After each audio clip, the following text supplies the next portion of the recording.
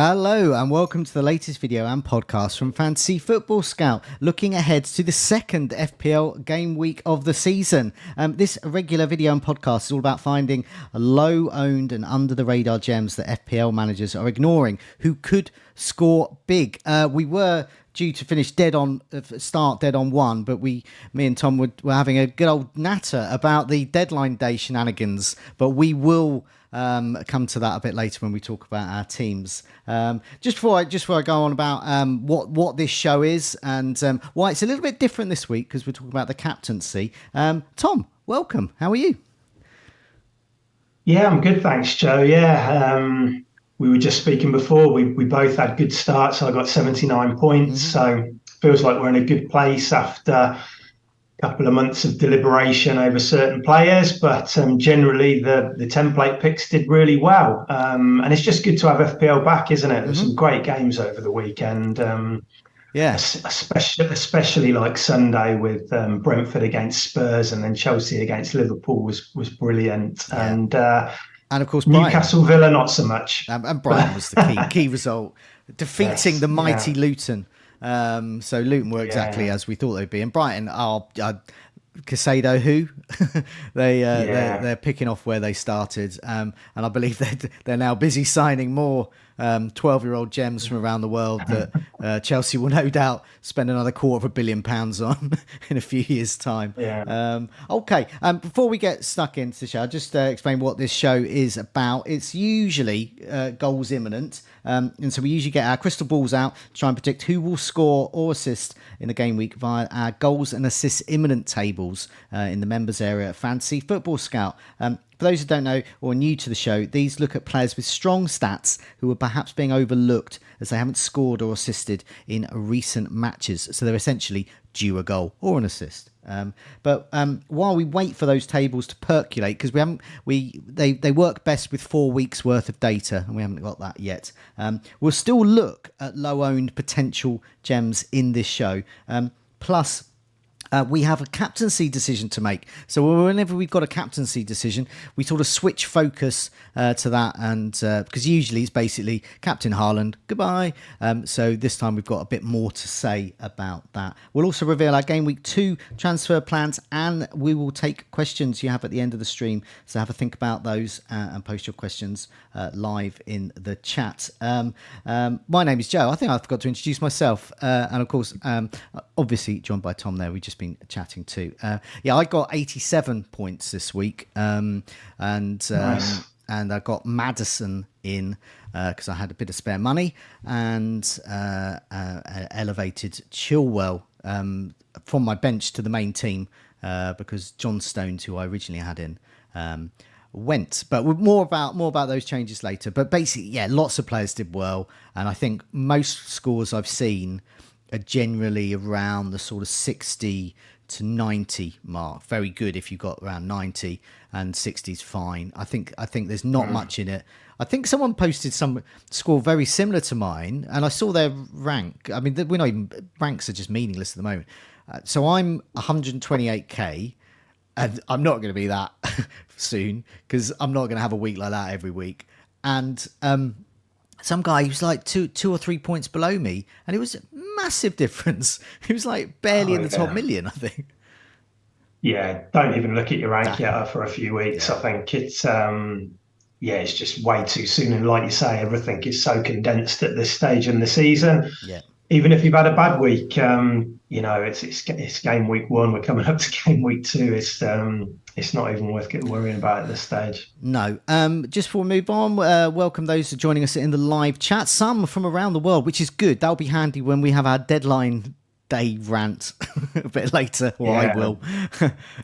John Martin, he's watching from Sydney, Australia. Welcome. FPL Gem, Gary, Let's Talk Vinyl, Nelson, Field FPL, Nick, and many more. Thanks so much for joining us. Do remember to press that like button if you like it. Just press it anyway if you even don't, and do remember to subscribe if you're not already. That way you can keep up to date with all our latest content at Fantasy Football Scout. Last week we looked at super subs, and I'm just going to give these a mention really, because we were talking about extra minutes. in the matches because the referees are clamping down on time wasting. And so we thought, well, these super subs are going to get more time. And we did well. Nketiah got more time. He started. He was one of our super subs, but he started, did well, got a return. Ferguson, good to see him there. A super sub again on the score sheet. He's really good. I'm not looking forward to Chelsea bidding for $250 million for him, but I guess we'll accept that. But a few years' time, really. They're probably a bit short cash after we've raided them for over the last 12 months. I'm a Brighton fan, by the way, obviously. Okay. Yeah, Tom, the extra time. I mean, did that transpire? Did we indeed get some extra minutes in games? Yeah, I think we had 5 matches which exceeded 100 minutes across the weekend. So obviously, yeah, it made an impact. I think the most was in the Newcastle Villa game, which ran to 107. Obviously, there was a lot of goals in that one, not for my team, which added some on. Tyrone Mings got this serious injury as well, which is going to keep him out for a long time. So they were kind of key reasons behind that. But yeah, like you said, Nketiah and Ferguson got on the short score sheet. I think we had Alvarez too on that list who got the assist. He actually started though. Yeah. And we'll talk about him a bit later, but his minutes expectations have probably gone up a bit more now in light of KDB's injury. Yeah, I think what we'll do on this show, we'll come back to that when we've got a bit more data, when we've maybe got at least 4 weeks data. Because we're going by last season's super subs, but I mean, already the super subs are starting. So we need to assess who this season's subs are and who is super amongst that. Welcome, by the way, to Uber, who's just joined us in the chat from Nigeria, another time zone. Great stuff there. And FPL Bateman has joined us from, as he puts it, exotic Swindon, home of my favourite band, XTC. So welcome to FPL Bateman, aka Marcus. Okay, we have a captaincy decision to make this week. Well, especially for those that have Salah and Haaland in their teams. I don't think you do, and I don't. So it's quite tricky to get to. So for those without Salah, the decision is probably quite easy. But for those with Salah, there is a decision to be made. So we're going to see if we can help those people. And also those that want to get Salah in, maybe use some hits. Maybe this will be for you. So let's have a look at the worst defences from game week 1. Small sample, but put it in there. Obviously just one opposition there. Now, Tom, you can help with this as a Villa fan. Newcastle's expected goals conceded was going on for nearly 2. They in fact conceded 1, so that would indicate underlying stats. Their defence isn't as good so far. And Bournemouth expected goals conceded just 1, and they did indeed concede 1, but they were against West Ham. So Newcastle against Villa. What did you make of Villa as an opponent? Is this a fair judge of the Newcastle defence? Well, we were really poor. I mean, more defensively than anything else. I mean, we've got injuries at the moment. Obviously, Mings came out, but the whole left side of our team has been ripped apart. Buendia's out, Alex Moreno's out, Jacob Ramsey's out. So that had an impact. We decided to persist with this high line, which Emery wants to do. But obviously, when you've got defenders like Konza and Torres, who haven't played together much at all, it felt like it was a bit naive. And obviously, Isak and then Wilson completely ripped us apart. I think Newcastle's defence is good. I think we created chances. I think Diaby looked good. But they've proved, this is just a one-game sample on that screen, and they proved over last year how good they are defensively. So certainly the fixture to target, I think is the Bournemouth one here. Obviously, that's the easier fixture. I mean, I think that Bournemouth are quite a difficult read, aren't they, Joe? Yeah. Because they've got a new manager who is a very front foot approach. I think they had 63% possession against West Ham, which would be expected. They won't have as much of the ball at Anfield. I think they conceded 12 shots. They lost 9-0 last year at Anfield, of course. Now, I don't think we're going to be seeing similar scorelines to that, but Liverpool played very well in attacking periods at Stamford Bridge, and I think I'm going to expect them to score probably 3-4 goals at the weekend, I think. Okay. Yeah, I think the Manchester City Newcastle game, on the face of it, because of the attacking assets they've got, I think there's going to be a lot of goals in this, and I think Haaland will score. But I think there could be a lot of goals in it, and Haaland may not score because there's so much attacking assets at Manchester City. Less this season than, there's no Gundogan anymore, but they've still got, the likes of Foden, Grealish can certainly chip in. Alvarez, looks like De Bruyne and Rodri too. And Rodri on Friday's performance. So they are certainly stepping up. So I do think there will be goals. Just whether Haaland will be involved, you would think so. And the Bournemouth Liverpool game, Bournemouth, I think could be. As we saw with Wolves against Manchester United, I think they could be better than we think they are. I think a lot of people have earmarked this. So I think if you've got Salah, you've earmarked this to captain him. But is he necessarily the best captain? I don't know. There's lots. We're talking about attacking assets at Manchester City. What about Liverpool? They have got Jota, Darwin, they've got Diaz, Gakpo, and of course Salah. And they've got some good attacking mids now as well. So... Salah came off at 74 minutes. So what did you make of that? He had a strop on. Yeah, he did. And that just goes back to your point that Liverpool have got a lot of options. I think he was actually replaced by Harvey Elliott or Ben Doak. It was one of the two. But Klopp said he wanted fresh legs. They were getting overrun a bit in that second half, and you can see why he did it. But it does highlight the amount of options. Gakpo was in midfield at the weekend, and then there was 3 attackers ahead of him. They still had Darwin Núñez on the bench, who came on as well a bit later in the game. But I saw enough from Salah in that kind of opening period to feel quite confident with him. He hit the bar. He got a great assist for Luis Diaz. Really nice pass through, which showed his kind of creative side, which has maybe become a bit more apparent in the past couple of seasons. And he had the goal ruled out by VAR as well. So this could have been a mega haul at Stamford Bridge for Salah. So, yes, he was taken off early, but if you had to pick one attacker who's going to start against Bournemouth, it would be Salah. And maybe earlier substitutions or slightly earlier will become a bit more commonplace this year for him due to the volume of options. He's 31 now, isn't he? I think Salah. So that could happen. But if you're going to pick a Liverpool player to haul this weekend, I think defensively they looked a bit susceptible at Chelsea, which is why I'm not so keen on Trent Alexander-Arnold. But it's going to be Salah that you pick in attack. Yeah, definitely. I sort of earmarked this fixture as one to go out for, not be around for as a non-Salah owner, because it is quite nervous. It was very nerve-wracking listening to the last game, but nevertheless, a shot on the bar is a shot off target. So he wasn't hitting the target, and his assist. His assist. He could get 4 or 5 assists. His assist potential looks really good. Yes, absolutely. Yeah. So I think my kind of take is if you've got Salah this weekend, I think you captain him. Yeah. But let's not pretend that Haaland isn't a really good play too. Haaland at home last year at the Etihad was unbelievable. I think he scored 22 goals and got 7 assists at home in about 16 starts. Yeah.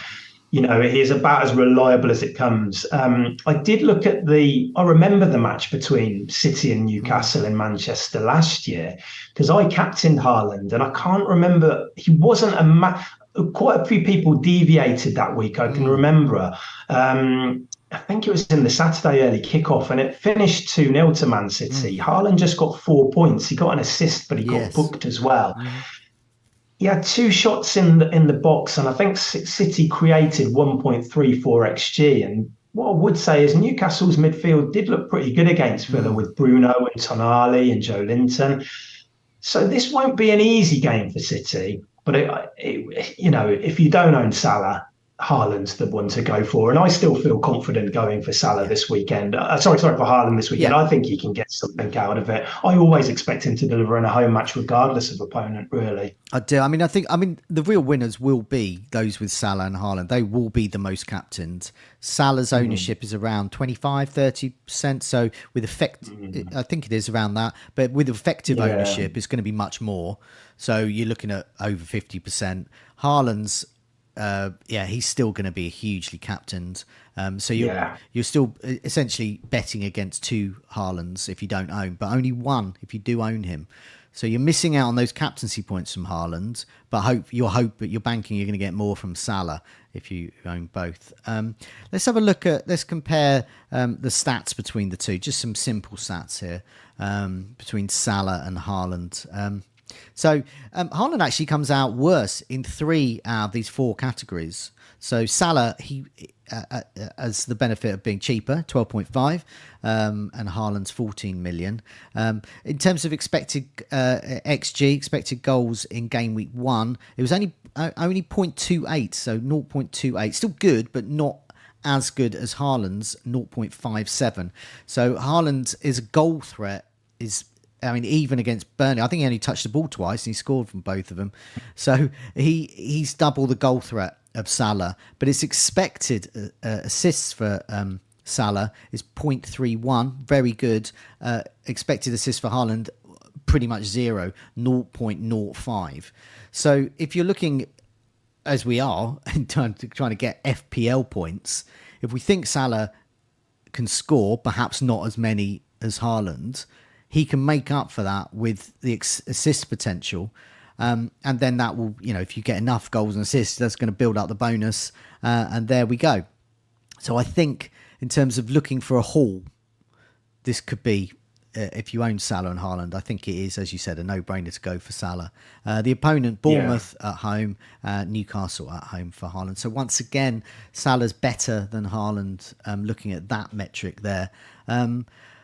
I must admit I am quite nervous. Also, he when he came off in a strop, I know exactly what he'll be asked a question. Klopp will be asked a question at the press conference, and he'll say, even though he hated it, he will say, "I love it. I love to see that drive and aggression in my players." And what he really means is he was really rude. He already said that. I think after the game, he was questioned about it, and he said exactly the same. Yeah. He said, "I wouldn't be happy if a player came off and was hugging me, especially a goal scorer in a match which was poised at in a close scoreline." So and I think looking at those stats, the Salah goal, which was ruled out, wouldn't be included in that XG. Yeah. No. So that would bump that tally up. Yeah. But Haaland is just so clinical. But I always think with offside goals, and they shouldn't be concluded because they're scoring a goal that goes against the rules of the game, which this guy's been playing for 15 years of his life. I agree. I completely agree. It was a very fine call, and that I was just kind of adding a bit more context into it, I suppose. But no, I completely agree. They shouldn't be included in that. But Haaland was just covered the match on Friday. He was so clinical. He touched the ball again, minimal amount of times, but just you feel so confident when he gets the ball, and that is what he does. He's very, in the Community Shield, he didn't have a shot, and he only touched the ball. What was it? Something like 13 times in the game, and it wasn't much more than that against Burnley. But he got those 2 chances. He scored them both, and I think I'm right in saying it's the late kickoff on Saturday, isn't it? The 8 p.m. kickoff on Saturday night, that City game. So that always, just from a mental, but that always feels like a nice match to captain somebody for Saturday night under the lights. And maybe there'll be more goals. You mentioned it then, Joe. Maybe there'll be more goals in it than we expect in this one. Maybe it will be end to end. There's a lot of quality and attack from both sides. Newcastle with obviously Harvey Barnes on the counter now. Players like Isak, Anthony Gordon's looking like a better player than when he first arrived. So we might be looking at a 3-2 or something like that. And if they're going to score 2 or 3 goals, Haaland's probably going to be involved in some form. Well, exactly. If they can score, so if Newcastle can score twice in the first half an hour, say, and Man City are 2-0 down, Man City are going to have to go for it. They can't just sit back. They can't use the tricks of the trade to sort of outpass the team. They're going to have to score lots of goals. So that's why, I hope Haaland there. Someone left a question in the live chat. We're going to answer all the questions at the end, but I will answer this one now because it does relate a little bit to Salah. It's from Chisel Planet. I have Jota and 5 million in the bank, but want to spread the funds. But worried, he's got 5 million in the bank. It's amazing. If he will get benched for Darwin, or should I just go for a Jota and Diaz, or go for Salah? So basically, he's got the option. I'm just going to see what he's just said there. He's got the option to get any Liverpool attacker he wants. He keep ones he's got, or move on. I think if you've got 5 million in the bank and you can afford to get Salah, just get Salah. Just swap him for whoever you've got in midfield. Salah is the best midfielder this week, and then you can move away from him. That would be my take on that. Yeah, I don't think you can captain with any certainty anybody else at Liverpool bar Salah this weekend, because it could be Darwin, it could be Jota up front. Jota could be on the left. Diaz could play. Diaz might be benched. Yeah. We don't know. So if you want to captain a Liverpool player this week, I think it's in attack. I think it's got to be Salah. Yeah. I suppose when you're kind of pondering that move, it depends what you want to do with your team longer term. Don't just make a decision on this week. If you don't want Salah over the next 4 or 5 game weeks after, then I'd probably advise not going for him, captaining Haaland, and then spreading the funds, which I think you mentioned in the initial question. But it really depends what you want to do. I don't like these 1 week decisions where you just bring in Salah and then you use a transfer to take him out again next week. But he is the one from Liverpool that you want, really. Yeah. And over the weekend, we had it confirmed. And the strange sight of seeing Kane not in a Spurs shirt, in the Bayern Munich shirt. Yeah. So Kane's out of the game now. So basically, you've got Salah and Haaland as the 2 massive heavy hitters. KDB, who's arguably a little overpriced as he gets a bit older. Not his talent, it's just in terms of injuries. He has brought that up with the extended time. Yeah. And then you've got, say, Son, but on current evidence, James Maddison is a much better option there in terms of FPL points. So the strategy that so many of us have decided at the beginning of this season, spread those funds. Haaland, you got 86 million, spread those funds around, get your Rashfords, your Madisons, your Fernandes, Saka's, etc., and Watkins as another. These are, it all adds up, and you can have all of these players. And this is why so many people did so well with a range of different players, because so many players, got 7 points, 9 points here and there. And so I think that strategy is sound. So I wouldn't deviate from that strategy if you've gone for that. If you've gone for the strategy of 2 premiums, Salah and Haaland, you've got to stick to the plan, because why? If you can't captain Salah at home to Bournemouth, and you've basically pretty much gone against the template in order to do that, you've missed out on a few of those other sort of mid-priced midfielders in particular, then you got to do it. You got to do it. So yeah. And if you own Haaland, the damage isn't quite so bad. No.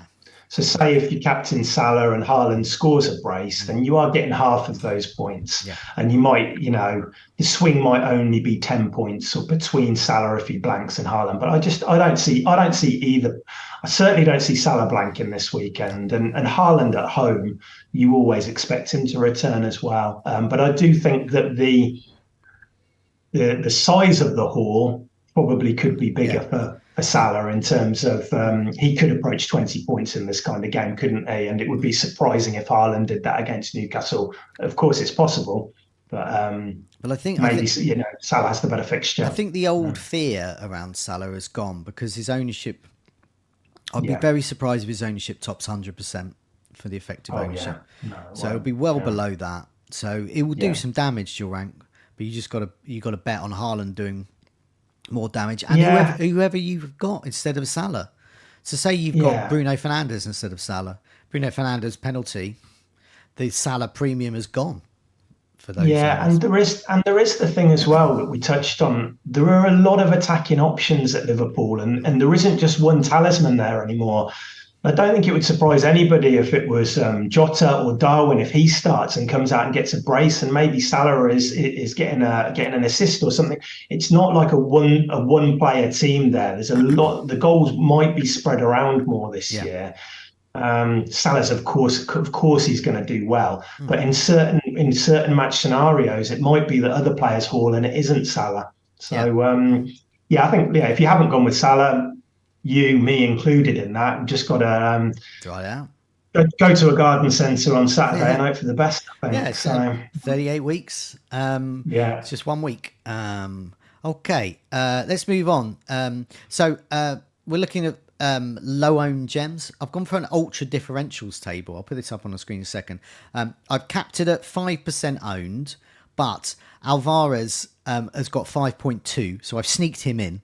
But all the others on the list who I removed because I sorted it by expected goal involvement, non-penalty, were like at least 6-7%, starting getting on for more than that. So still a differential, but not ultra differentials. I think Ferguson was next on my list that I cut out, and he was about 6.5% owned, something like that. So yeah, he a great differential, and a great super sub, as we said last week.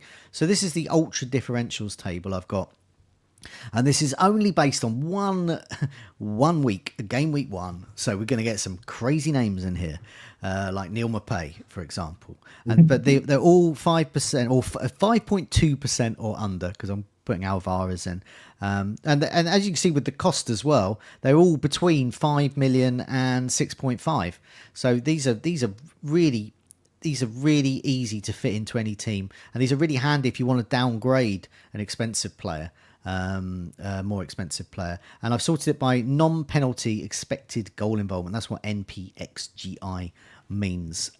So Neil Maupay's at the top. I have highlighted, for those watching, all of those that I think are interesting in blue. So we'll come to them, and I'll say it's highlighted for those listening to the audio version. Let's start with Neil Maupay. 1.3% ownership, rightly so.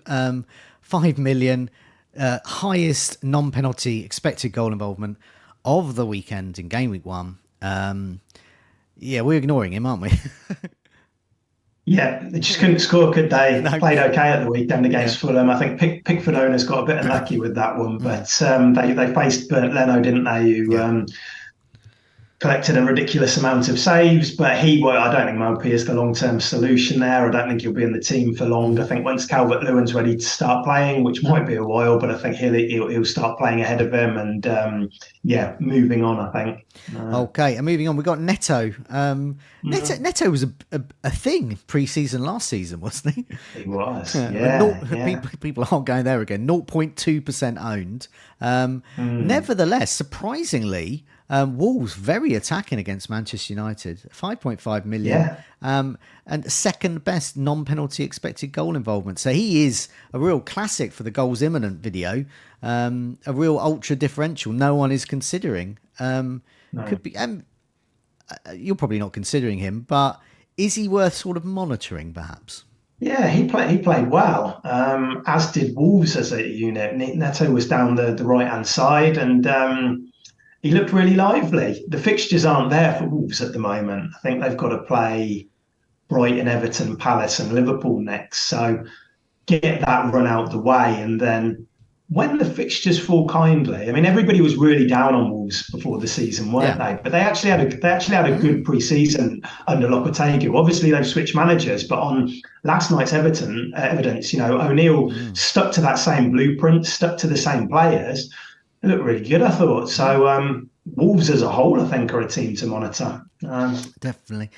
Next name, Edouard at Crystal Palace. Nailed on. He's the main starter for them. 2.1% ownership. That's because I think Eze is getting on for nearly fifth of the game. Have him. I can't remember what it was. 16%, 20%, something like that. But very well owned. So people have gone for Eze, ignoring Edouard. But non-penalty expected goal involvement, the best under these 5%, lads. 1.15, cost 5.5. If you want to move off Pedro, if you've got that sort of set up in your team, Edouard is one to monitor. Or perhaps Yeah. if you want to downgrade, say, Watkins to a cheaper player, a striker who's going to start playing for an attacking side, which is surprising for Palace, then you can use that money elsewhere. But yeah, Edouard, I mean, I think he is an option. I can see him in my team at some point. Yeah, I agree, Joe. I think that it was Sheffield United they played, but they've looked good generally under Roy Hodgson since he came in. Mateta's there, but I think Edouard is the one that Hodgson likes the most. And I think if you had to pick a 5.5 million striker in the game right now, it would be Edouard and probably Cunha after last night's showing. But I think Edouard is probably a bit ahead. Didn't do too well last year, but in this Palace team and with Eze creating, and I thought Jefferson Lerma looked really good at the weekend. Yeah. So I think there's quite a lot to like with Edouard, actually. He's certainly been a player which I kind of noted his performance at the weekend, and I'll keep a close eye on him over the next few weeks. Bobby de Cordova-Reid, 0.2% ownership for Fulham, 5.5 million. And the fourth best amongst this group here, non-penalty expected goal involvement of 1.15, same as Edouard. He's a super sub to consider, though, isn't he? I mean, he's probably not going to start, or will he? He sometimes starts. He's sometimes on the bench. I think they've got a few injuries at Fulham at the moment, haven't they? But they've got really tough fixtures. They've got Brentford, Arsenal, Man City in the next three. So, I mean, I did have a look at Andreas Pereira pre-season. He was obviously carrying that injury from last year, and I think he could be a player. I know he's had a price rise from the 4.5 million days, but he's another player.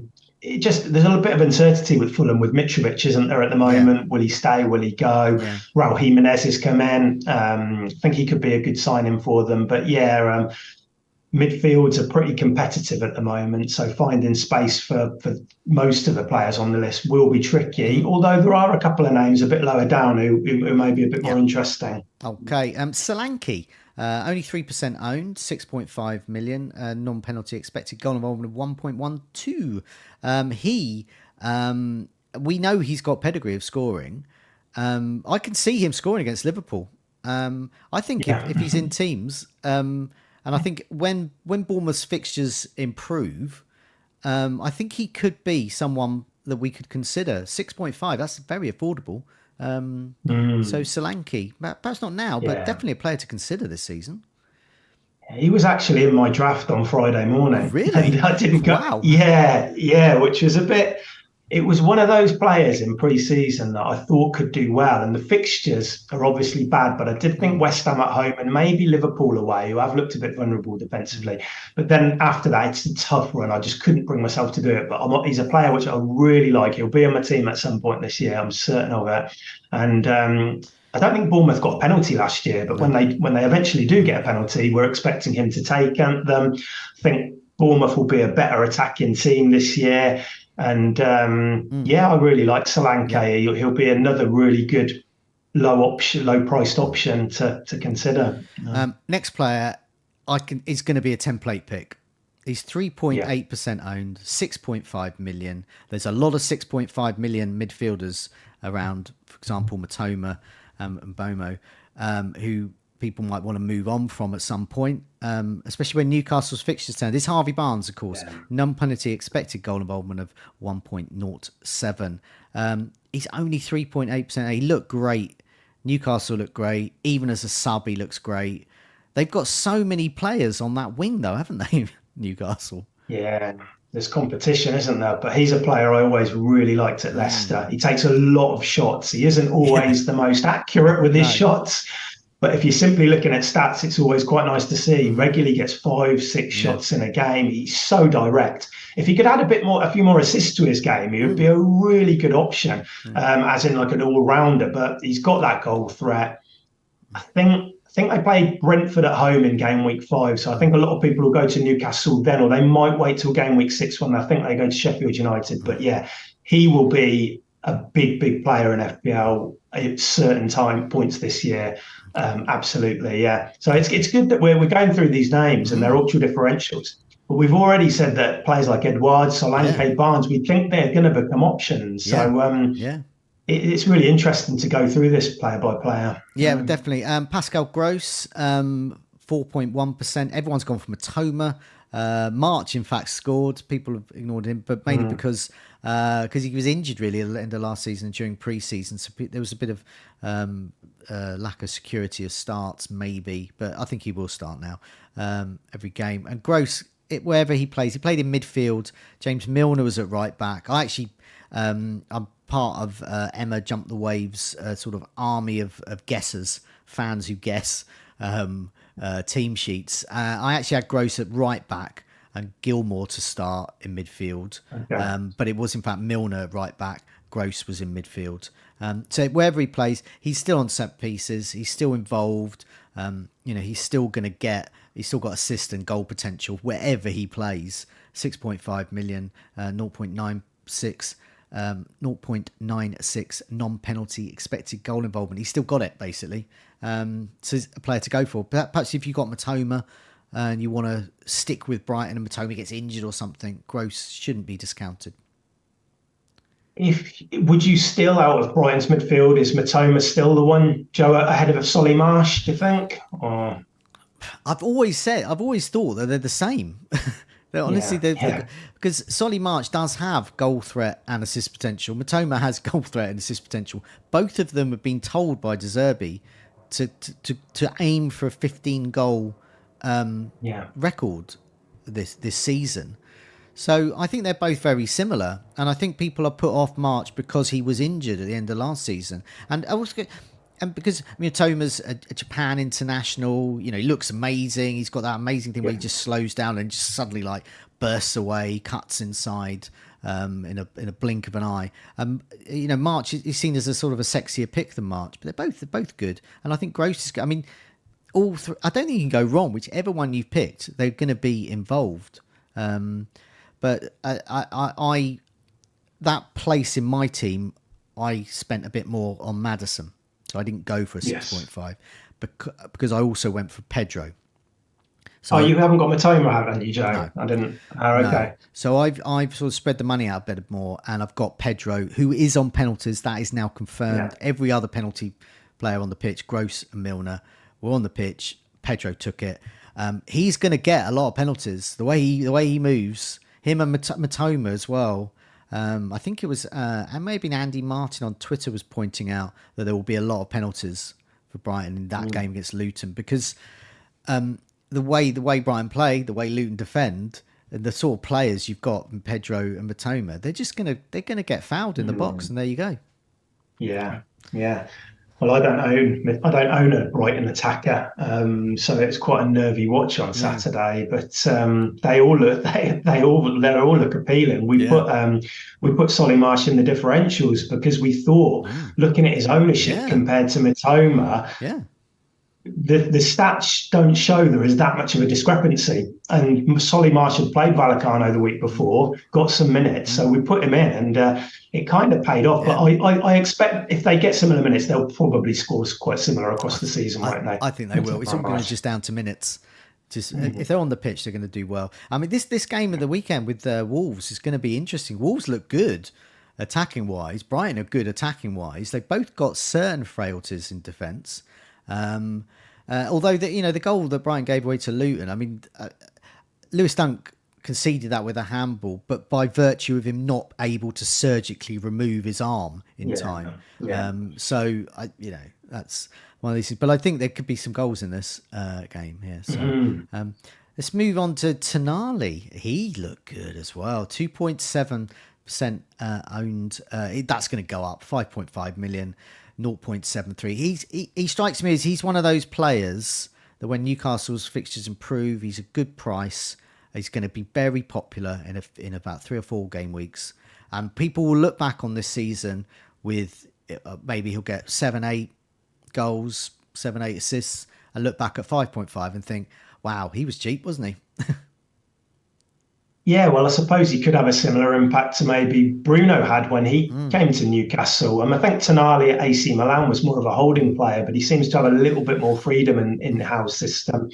It's kind of one of those attacking number 8s. He's super nailed on. He was everywhere against Villa, wasn't he? And 5.5 million. There's not a great deal in that price point No. once you drop below 6 million. So yeah, when the fixtures, I mean, I suppose it's, do you go for Tonali at 5.5 or do you find a bit extra and go Harvey Barnes? And I do think that Harvey Barnes will outscore him, but it's what you do with that 1 million and how important it is. So I wouldn't write him off. He's one of those players which he might be more of a, I don't like describing it, but maybe more of a casuals pick because he looks very good on the eye test, and stats guys might kind of rule him out a bit. But playing in that Newcastle team in good fixtures, a lot of the ball is going to go through him, and so I wouldn't write him off completely at 5.5 million. No, well, I mean, non-penalty expected goal involvement of 0.73, so he's on this list. He's one of the best low-owned gems that we have in the game at the moment. I think.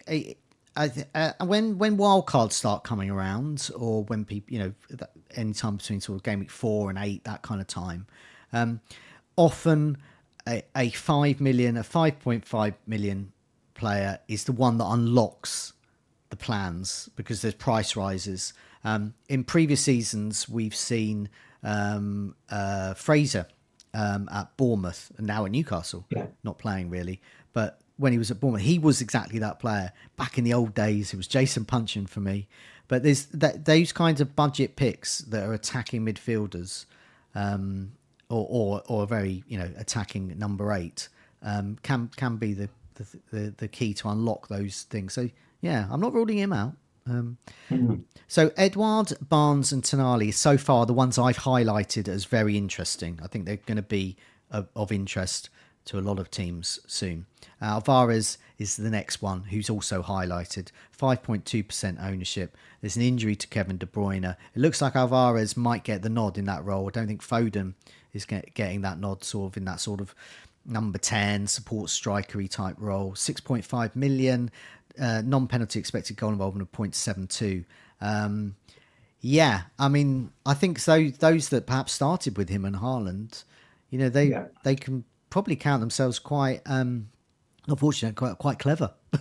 Because last season was Alvarez used to come on, didn't he, as a sub for Haaland? That was his main role. But now he's actually starting as an attacking midfielder.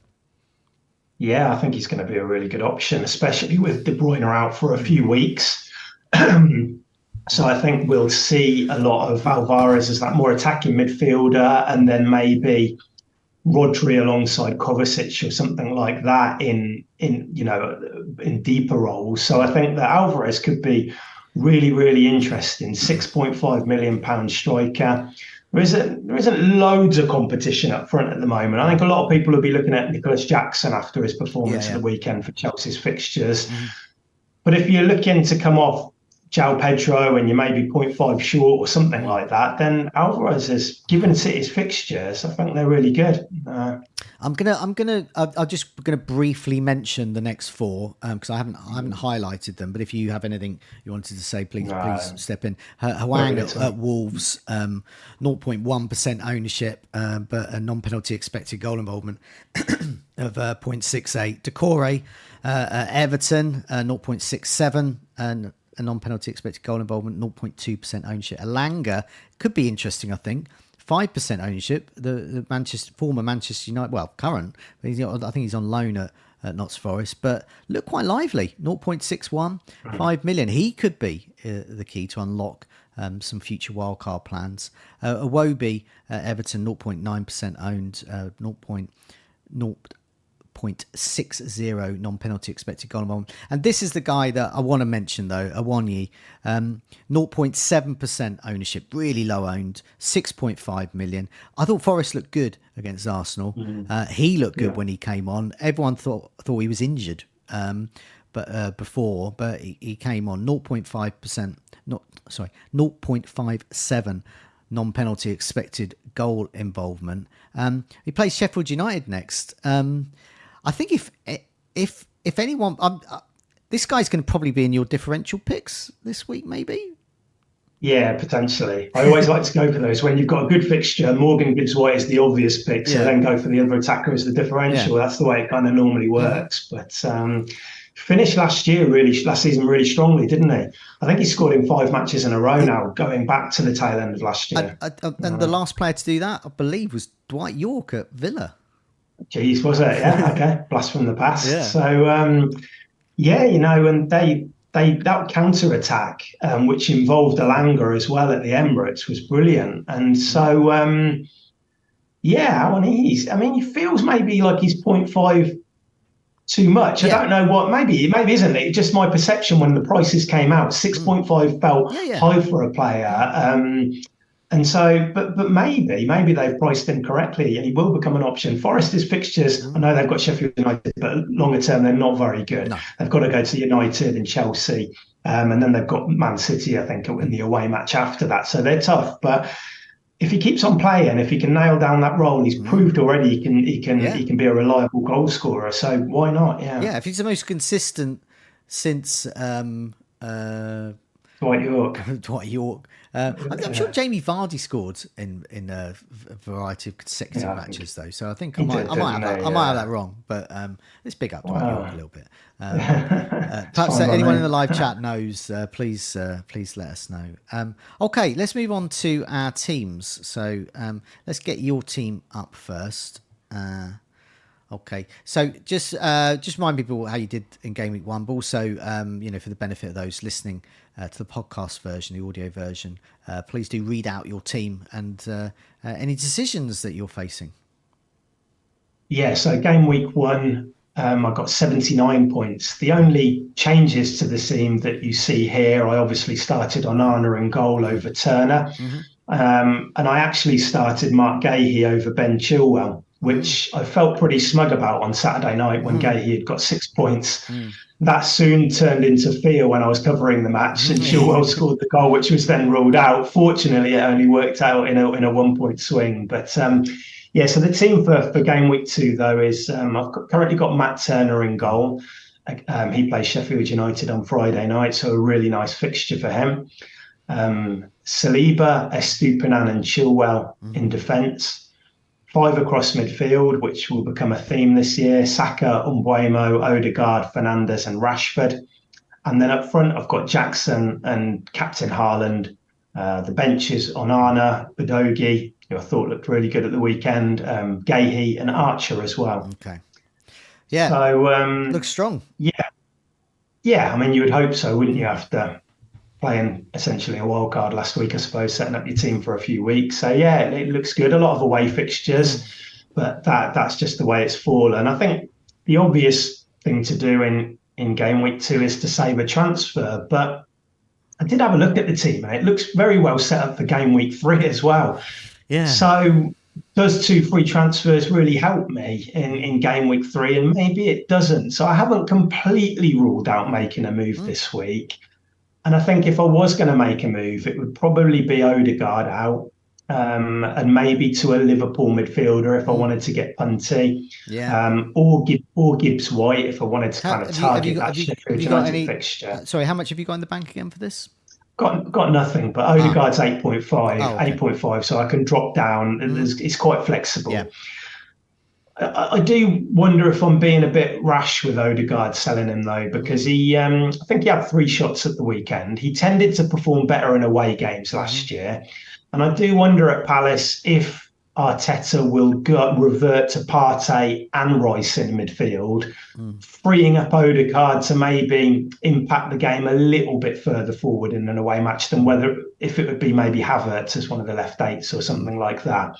So, yeah, I'm a bit unsure about that at the moment. If I did hold, which probably is the likeliest saving a transfer, if I do that, then in Game Week 3, I'll obviously be looking at a Spurs player. If they go to Bournemouth, so maybe Maddison, something like that, or maybe even Eze, something like that. So, I'm not quite sure yet. I think it's probably likely that I'll save, but not ruling out a shorter-term midfield move. Yeah, I mean, I'm similar with Game Week 3. A lot of my players have a good fixture then, so I don't know if I will use 2, barring injuries. I might be forced into that. But nevertheless, I mean, I'm looking at that, perhaps making a transfer, maybe Game Week 2, maybe Game Week 3, and sort of going into Game Week 4 with 2 and seeing where you go with there and so on. But you're already well set up for Game Week 3 and Game Week too with Jackson and Chilwell. So we've Yeah, got that yeah, double Chelsea already, which is these are the players that everyone. Well, already Chilwell's gone up in price. Already they're moving he to him. has. There Yeah, and was I suppose, sorry, Joe. Yeah, so I suppose yeah. that I went with Jackson over somebody like João Pedro, who had that Mm, initial better fixture. So I've got to use that to my advantage now. So maybe making a transfer in game week 2 when other people without Chelsea mm, assets don't make the move. Maybe yeah, that will that's your be work for advantage. me. Yeah, maybe. And game week 3, I don't even like Udogie goes to Bournemouth. I don't even think he can get in the team in game week 3 because all of the 3 defenders No, there have really good home yeah, fixtures. So yeah, I don't really need 2 free transfers. So if I think I can get an edge and I can get a Gibbs White in or take a mm, punt on a yeah. Jota or a Luis Diaz for 1 week, then maybe I might consider that on Friday. Well, that's a very you move. Way back when we did Yeah, our Meet the Manager video many years ago, that was yeah, the key takeaway from your one. Is the fourth yeah, midfielder? Well, in this case we've got 5, but yeah, use a midfield slot to take those punts to move yeah. around. Based on form and fixtures. So yeah, you can get Jota, and if Jota doesn't start, gets 20, 30 minutes against tired Bournemouth legs. That's Yeah, still not that bad. gives me a bit more confidence with this injury time rule. It maybe does make you feel a little bit more comfortable with these puntier moves, Yeah. knowing that they might get an extra 10 minutes than what they're used to at the end. So, yeah, quite a bit to mull over, I suppose. And Good decisions. but yeah, talking about it then, it maybe does make sense for me to make a transfer. Okay. Before we move on with my team, just remind everyone in the live chat, we're going to have a quick live Q&A at the end. So do leave questions in the live chat while I'm talking about my team, and while I possibly have a rant about deadline. And do leave your questions there, and do put a question mark at the end. So that means I can easily see those questions there. Okay. So yeah, you've got Saliba in your team. So let's put my team up. Now, I don't have Saliba in my team. So I'll read out the team quickly and then I'll go back to why Gabriel's there still. So I too have got Turner and Onana, and Turner gets the nod at home against Sheffield United. I think that's a better option. I think Spurs are going to store. And I've got Maddison in my team, so I don't want a defender against attacker. Estupinan, Gabriel, and Chilwell in my back line. And then I've got Maddison, who I'm absolutely delighted with. I think Maddison and Chilwell, on current evidence, very small sample, are the players to own in terms of FPL. Great value. Rashford, Fernandes maybe on borrowed time. I'm not sure I want double Manchester United attack anymore, but let's give it a go. Only one game week. I've got Saka and Martinelli. Happy with those two. Haaland's my captain. João Pedro's there against Wolves. And then on my bench as well, keeping Onana companies, Henry, Archer and Bayer. And Henry, I'm very pleased with. I think he's a real pick of the 4.5. And he is actually vying for a start away to Fulham against Gabriel. So I might punish Gabriel and put him on the bench and play Henry, because what's potentially stopping me is that Henry was was a wing back in a back 5 in a tougher game. And then in this game, which would be easy, I suspect they'll go back to a back 4, so he'll be less attacking. Yeah, he was great. He was great though, wasn't he, Joe? He could have had 2 assists, couldn't he? Yeah. So Archer's there, and Bayer, I was very impressed with. He was the highest scoring bonus point system of outfield players at Burnley against Man City. So that really bodes well for bonus, and so he's someone you can rely on to come in. You might be needed at some point. Obviously misses a fixture because he plays Luton. That fixture's postponed. But I liked him. He immediately in the Sky game he got tackle. I think he got tackle. He bonus. he had he made more tackles, Yeah. I think interceptions and clearances than any other Burnley player. So he came off on 73. I think he had a bit of cramp, but he should be fine for the next game. So all right, I'm going to explain what happened to me on deadline then, because this will happen to a lot of people. So I got the news whilst I was going out to buy some rice for our dinner because we didn't get any. And then so I got and as I was going towards the corner shop, I looked at my phone and I saw lots of people saying Stones and Diaz out. I had Stones in my side starting. So I immediately moved Chilwell to start and Stones on the bench. Now, as I was walking away from the corner shop, I started to think about that, and I thought, bear in mind, this was happening at 6 o'clock and deadline was 6:30. I thought, no, I don't want. This is my life with Man City defenders, and I don't want that. Will they start when they start? So I want who is a player I really want who's and rely on as a first sub. And I did originally have Pinnock because Henry was carrying a slight knock, but Henry would have been my choice. So I was umming and ahhing between Henry and Botman, and I thought Henry is just a player I relied on a lot last season. So I went for him. And then, so I got back, I was then cooking said rice at 6:25 on account of the fact that I've got a life and I've got kids and I'm a man of the times who able to cook. And so I was cooking the rice, and then I had my phone next to the cooker, and then I saw another alert coming up at 6:25. No, it was even later. I saw it 6:26 that Gabriel was going to be benched for the next day.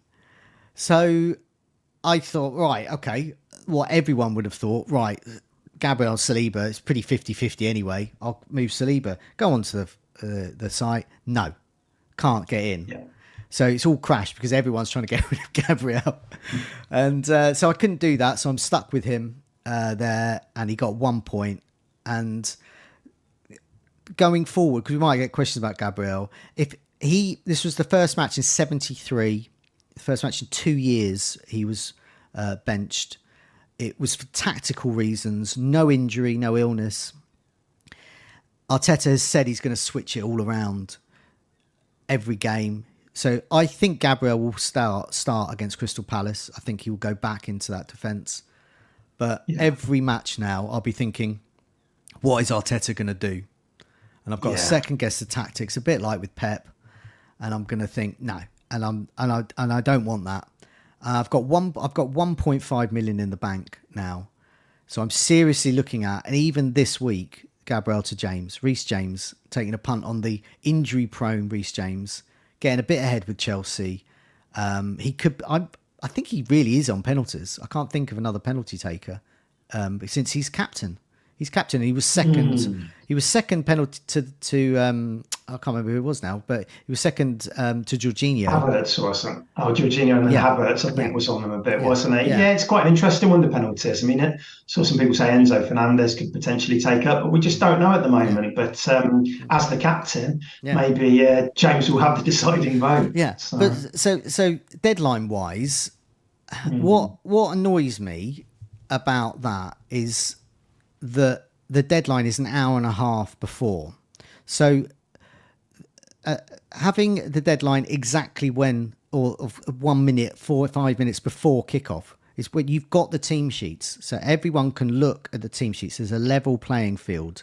You can all look at the team sheets, and that would have helped with the Stones and Diaz owners.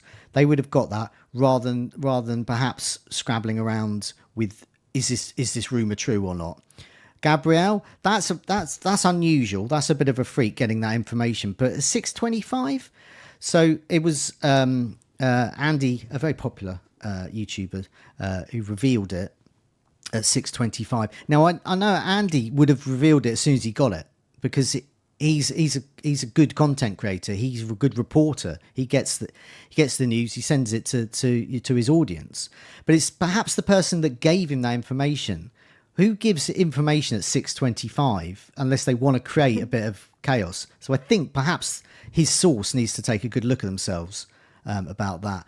But in the meantime, that whole situation would have been solved, particularly for the Man City defenders. Have the deadline at kickoff. There you go, level playing field. And then people going, oh, but it's a global game. What about people around the world? Well, we've got some people around the world in our live chat, so I would love to hear what you've got to say about this. We've got Australia, Nigeria, I've already seen in the chat here. So yeah, I can only think of myself. So you've already at a disadvantage. So it's 4 a.m, wherever you are in the world, when the current deadline, an hour and a half before kickoff.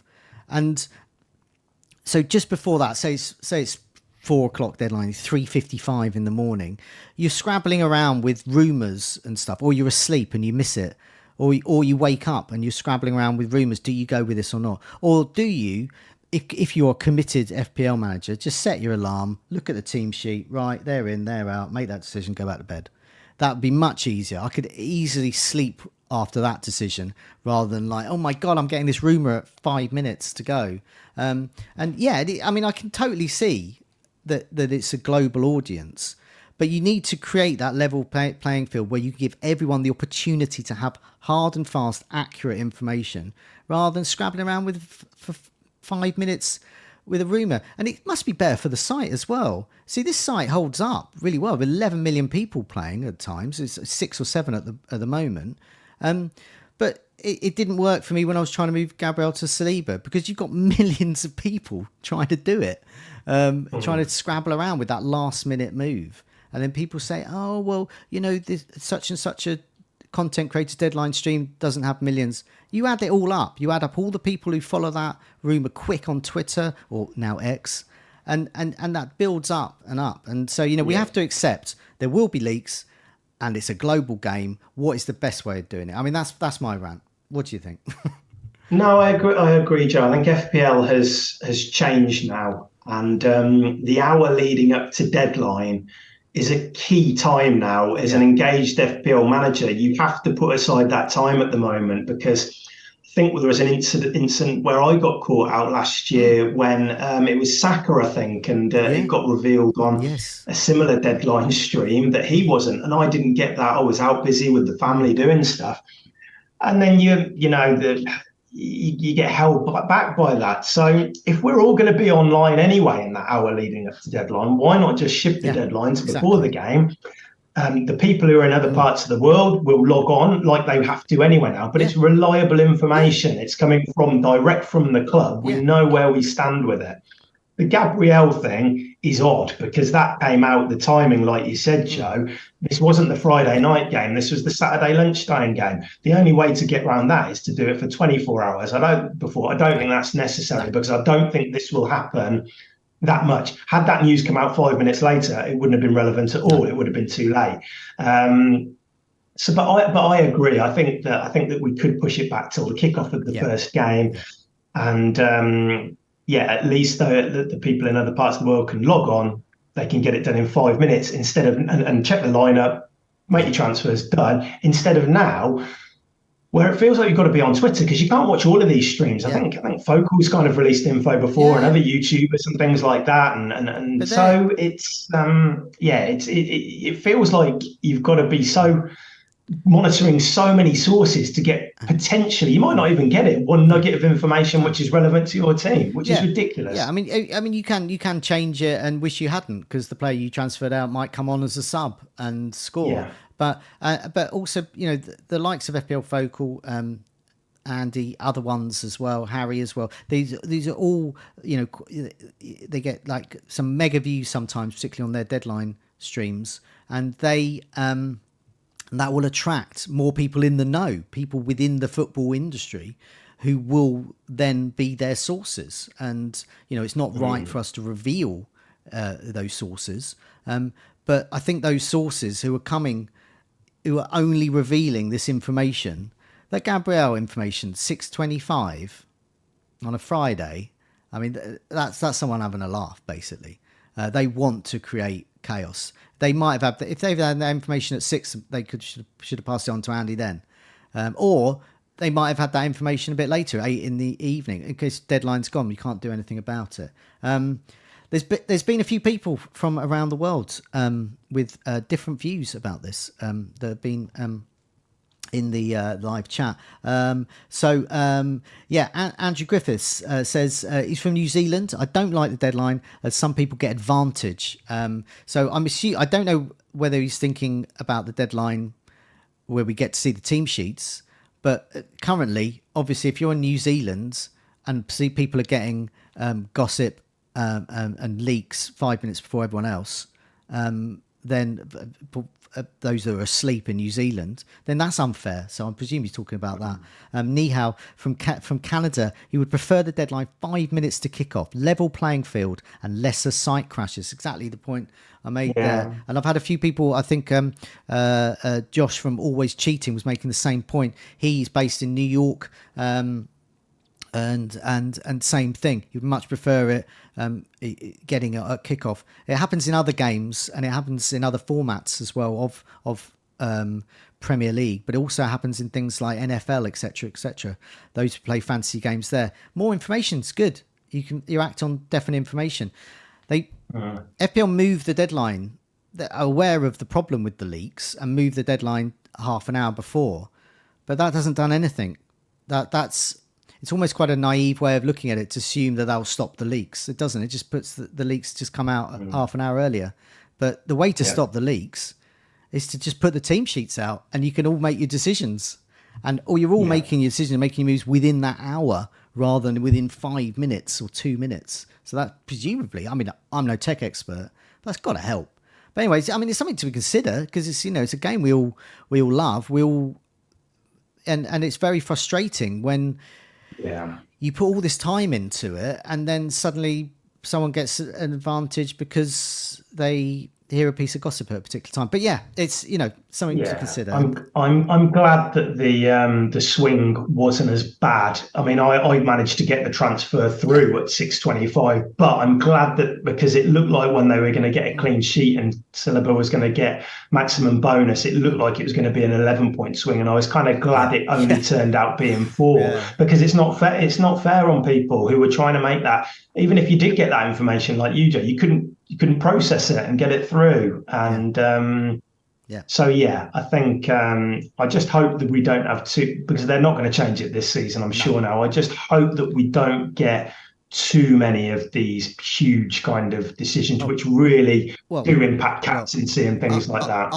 I'm getting my magic crystal ball out and tell you it's going to happen every single week because the football industry is big, the media around it's big, they will all leak. And we will be getting these leaks, and some of them will think, I'll do it at 5 minutes too. And that's no good for anyone.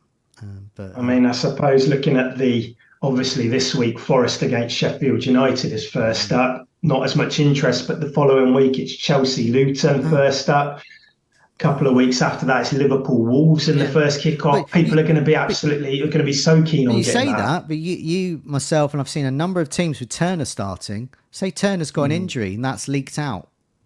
Yeah. Then that's going to be, or I don't know. So something like that, or perhaps you've got, Gibbs White, or perhaps you have taken a punt on a Wanyi, but they're not injured or saying that they're starting. These leaks will happen, and every match is important, and it'd just be a good way to end it. And anyway. No, I agree. I agree.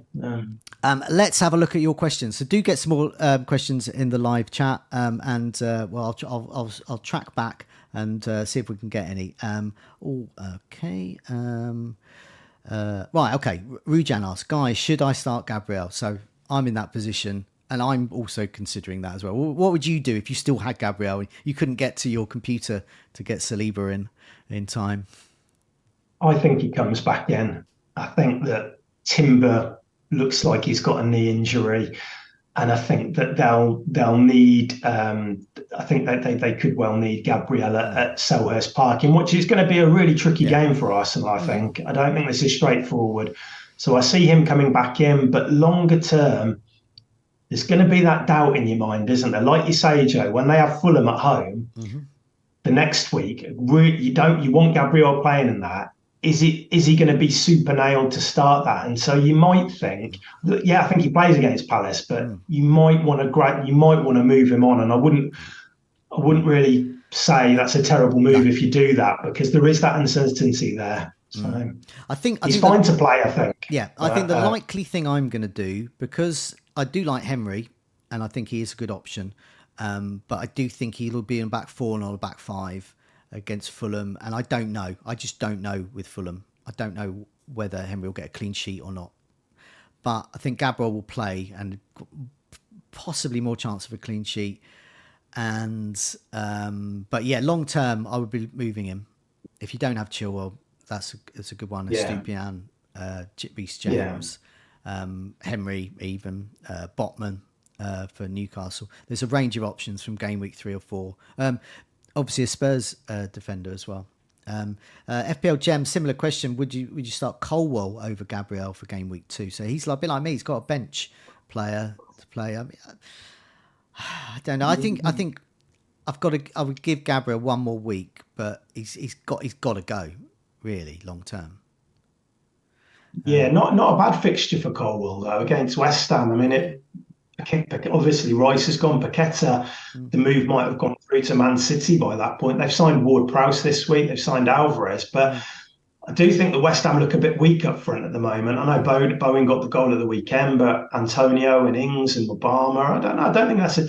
I think you probably want one of the wing backs from Chelsea playing, and I don't think it's maybe not quite a good enough fixture to double up on it. But if you just don't Colwell, it's not a terrible fixture to play him. Just another one from Rujan. I'll go over to you on this one. Thoughts on Jackson? Well, I mean, you've already said. I mean, he's in your team. You're happy with him. But yeah, I think he did okay. I mean, he missed some good chances at the weekend, but generally his overall play I thought was good. I think he looks nailed to start short term in that team with Nkunku out, and I think the fixtures are great. And I think Luton Forest back to back in 3 and 4. I personally wouldn't want to be going into those fixtures without Jackson for those, which is why I got him in. So I think he's a great option. Rory, thoughts on Henry as a cheap defender? Well, he's in my team, and when I was walking back from the corner shop buying some rice, and I thought of someone to go in, Henry was my top choice. So there you go. There's my answer to that. I think it's 4.5 defenders go. He's got to be up there as the top choice, or one of. I have Salah, says Tom Meany. Thoughts on a second Liverpool attacker for flush. This is well, Tom. You've got a luxury week ahead of you. Thoughts on a second Liverpool attacker? Which one? If you've already got Salah as well, which one would you go for? I think I like Jota the most, but there's absolutely no guarantee plays this week. And I can't, Darwin this feels like a Darwin fixture to start. So you say he's going to be through the middle. So then it's either Jota or Luis Diaz out on the left wing. It's very hard to call. They've got Newcastle away the week after. Of course, this could pay off big time having 2 attackers. I personally, if I had Salah, I'd just say, fine, I'm going to captain and I'd leave it at that, I think. So, it's just so hard to call. Soldier Boy asks, he needs to start 2 out of James, Shaw, Saliba and Havertz. I would say start James and Saliba. And no, James and Havertz. Oh, I don't know. That's a tough one. Yeah. I'd find a way to play 3 of them. James, Saliba and Havertz. Shaw is benchable. I think Spurs I think they concede. Yeah, I think they concede in that. I think I actually don't. This isn't a bad fixture for Arsenal away at Palace, but Palace are, they look all right at the moment. They've got a lot of creativity in that team. If they can get Edouard Fire in, it certainly wouldn't surprise me if they score. So I'd be tempted to go for the attacker and hope that maybe in this fixture they revert Havertz to that central striker role, which I think they could do. Yeah. I don't think Nketiah will start this one. So, I'd play Havertz, I think. Barry asks, are James and Chilwell essential for the next few game weeks? Well, no one's essential. I think Chilwell is getting near that, though. He's a very good player to own. He was playing on left wing. I think it was Colwell was playing as a sort of on the left of the defence. And so Chilwell was playing out of position as a winger. That could happen quite frequently. James could be on penalties. Also, this will be interesting because you've said this, Tom, and I think it as well. Our front 7, you wouldn't want to drop for game week 3, or even this week. They're all good players to have, and they've all got great fixtures game week 3. Yeah. So when you're looking to make a move, the only place I can see myself making a move is to address a weak link. In my case, Gabriel, and you might have another defender. So I think James and Chilwell is a pretty good defender. And bearing in mind, you're probably only going to get a couple of weeks out of Reece James. Anyway. Take advantage while you can. But that double up for Luton, Forest, Bournemouth looks great. I don't know if this tactic that they used on Sunday against Liverpool will be the go-to system.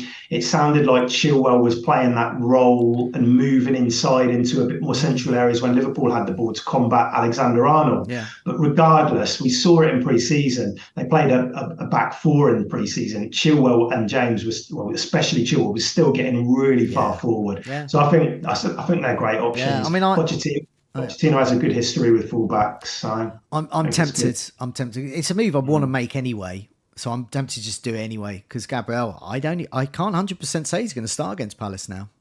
We can't say that. No. You could have said that before. Lennox has spread the cash around. He has to bench one of Mbomo, Watkins, or Pedro, or even Bruno Fernandes.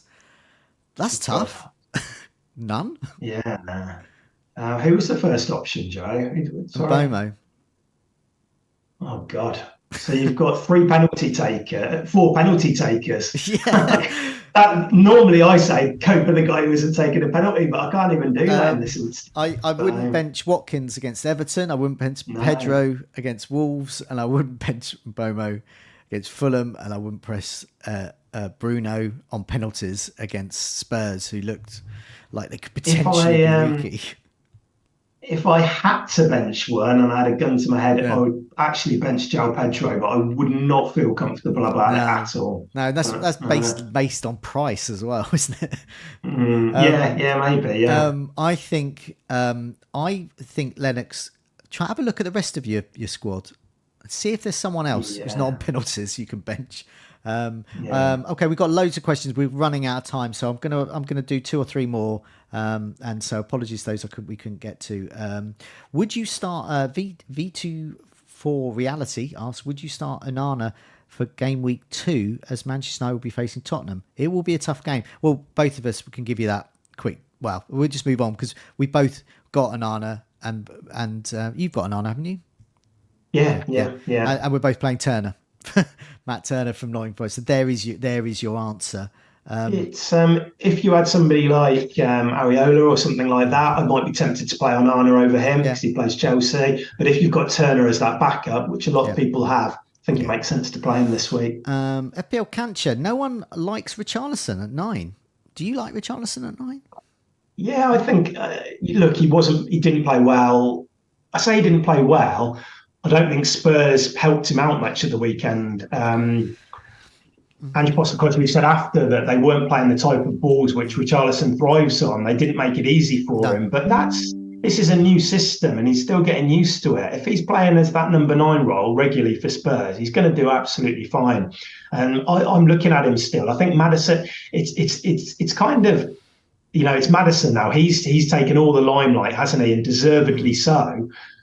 But Richarlison, I don't think you should rule him out yet because I think he will have probably a superior goal threat to Maddison. I think that's fair to say, isn't it, playing a number 9? Yeah. Maddison is a great option, don't get me wrong. But Richarlison, I don't think we should just suddenly say, let's not talk about him anymore. He won't become an option. No, I think Maddison is a better FPL option, though, because Maddison has the goals and he's on all the set pieces. He's vice captain. Penalties are still up for grabs. We still don't know. Yeah, could be either one of them. Couldn't it? Son? It's going to be a Son. It's going to be Son, Maddison, or Richarlison. It's going to be a Son somewhere. It's going to be on penalties. And I think I just watching the game. It's just he's involved. He will be involved. If Richarlison gets a hat trick, Maddison will probably get a hat trick of assists. Yeah, and then he does so well for bonus when as soon as he gets that attacking return because of his. Yeah. He touches the ball so much. He creates 6 chances at the weekend. Maddison, great option, but don't write off Richarlison. And final question, John Cahill asked, what kind of rice did you end up getting, Joe? It was basmati. And on that bombshell, we're going to wrap up. Let's hope our deadline and everyone else's deadline is a bit less stress-free. Yeah. It didn't help last week with us finalising our game week 1 teams either, did it? No, so that didn't help. This week should be calmer. Yeah. We've got less. Obviously, effectively like a wild card in it, game week 1. So hopefully it should be calmer. Tom, good luck with your game week. Good luck everyone else. We'll see you next week. It'll be goals imminent back, I guess, because we're all going to captain Haaland, or maybe not. But we'll discuss that somewhere in there, but I imagine it'll be goals imminent Bex, and so we'll while those tables still percolate, we will have a look at, we'll come up with something to look at low owned gems. I'll have a look at the content, and then ahead of that, so see you then. Remember to like, remember to subscribe, remember to keep watching and listening to all the content on Fantasy Football Scout and all our videos and podcasts. See you soon. Thanks, Joe.